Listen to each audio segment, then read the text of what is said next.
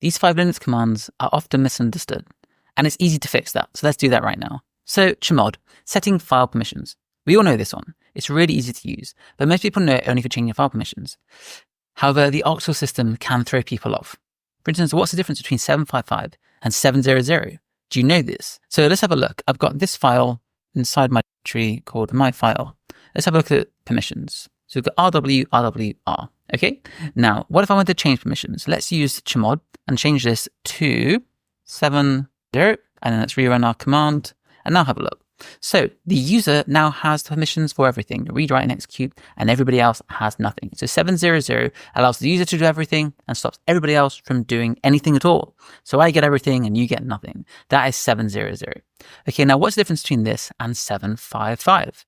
Well, you know that 700 means the owner has full permissions, which is read, write, and execute, while no one else can touch the file. But 755 is common for scripts, which are executable files, of course. And this lets others execute them, but not modify them. So 7 still means that me, as the user, as the owner rather, has full permissions for everything. But 55 lets everybody else run the script, but they can't change it. So this means that I can create the script and I can have control over it, but I can also allow others to use it without damaging it or breaking it. So for instance, if I want to change this now to 755, and then we run this again, we can now see that I've still got all permissions, but look, we've got execute and we've got execute, which means that the other users can now read and execute file, but they cannot change it. So this is a very simple intro to the idea of octal permissions, but it's really important you understand how these octal flags relate to what you look at when you look at your LS output, when you're looking at permissions that users have for files. So my recommendation is that if you're using chmod on a regular basis, be really strong in how octal permissions work. Understand the difference and understand the common settings and when to use and when not to use them. This is often misunderstood, but it's a simple fix. Now, kill versus kill all. They sound similar, but what is the difference? Well, kill is a lifesaver for stopping a stuck process. But here's where it gets tricky. Kill works with process IDs, a PID, while kill all targets processes by name, and it is way more aggressive. So for instance, imagine I've got an instance of nano running somewhere. So I could run this command. I could use ps with orcs, apply to that to gret, and look for nano. And here we can see I've got nano running. Okay.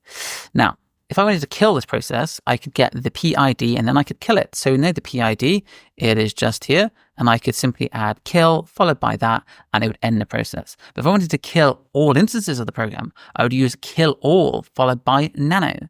So kill is precise, it's like a sharpshooter. Use it when you want to target a specific instance. I want to take that one out, kill it. Kill all can be risky. Is like a gigantic extinction event, really. It kills all processes with the same name. So you have to be really careful with commands like kill all, because if you do that, you are going to kill everything that is running, and you maybe don't want that to happen. So while they sound similar and they're both great for getting you out of a jam, be careful. Kill is for a specific process, kill all is for all processes. Now let's talk about DD. We're going to call it the disk destroyer, okay? It's a nickname, but it isn't just for fun. It is a super useful command for copying or writing raw data. It is also one of the most dangerous if misunderstood. Now, DD is powerful, but clearly it's unforgiving because one typo can wipe out your entire disk. So always, always, always triple check your input, which is the IF equals, and output target. And I would always recommend using status with equaling progress to monitor it as well, because the risks are you get it wrong, you lose your data. It sounds like I'm being dramatic, but it is so powerful, but also so easy to use improperly. So if you are finding yourself wanting to use something like DD, my recommendations would be to dive into the manual pages, learn more about this command, be really comfortable, and I would practice on either a system, whether that's a virtual machine or isolated drives or something that you don't worry about losing, so you can get to grips with what works and also what happens when things go wrong. So it's one of those commands that we have access to, but I would highly recommend practicing in an area which is completely safe, some sandbox environment before using it, because if you do get it wrong, you may regret it. So find. This is more than just searching for files. Yes, it is great for locating files, but did you know you can also use it to perform actions on those files? Most people only scratch the surface of what find can do. For instance, you could locate all log files with something like this. So we could locate all log files, and we have no such file or directory, so therefore that isn't going to work. But if you had a directory called logs and you were to look in there and locate all log files, you'd be off to the races. But what if you want to delete all log files that are older than 7 days old? So rather than just searching for them and then manually paging through, you could put together a command like this. This is going to find logs. So it's going to look inside the logs directory.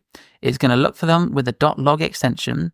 It's then going to look for anything with a date that is older than 7 days. Notice the +7 after the M time flag. And then we're using the exec command to remove them. And notice we're using rm. So this is essentially us saying we're using find like our personal assistant, but we're combining it with exec to run commands on the files we find. This is fantastic for cleaning up old logs or organizing directories. However, obviously, as always, please be cautious with destructive commands like rm. This is just one illustrative example of how you can use find to also act upon the files that you find.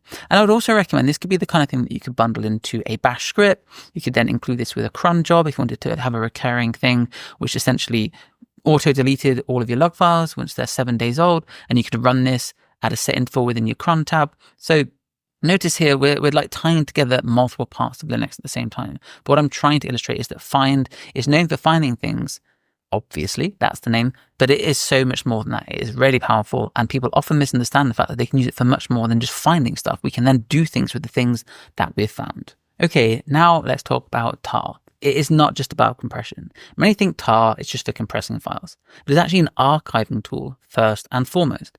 Compression is actually optional. Yeah, we use it all the time. You don't have to compress everything. So let's consider the following.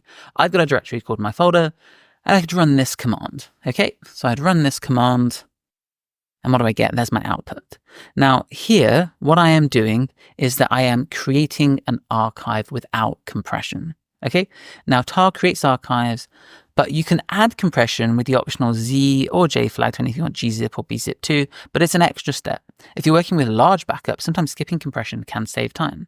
So bear in mind, yes, tar is fantastic for compressing, but don't just think of it only as a compression tool. It's an archiving tool with the option for compression. That might sound slightly finicky, but it's true. And not everything requires compression. So whenever you think about tar, try to remind yourself that, hey, this is an archiving tool first and foremost. It isn't just a compression tool. So there we go. There's a 5 misunderstood Linux commands, and maybe they've been demystified for you ever so slightly. So what command do you find the most confusing? Is it even in this list? There's something else that you often find really confusing or you find it hard to understand? Let me know in the comments below, and maybe we can make a video about that in the future. But as always, thanks for watching. I hope you enjoyed this video, and I can't wait to see you in the next one.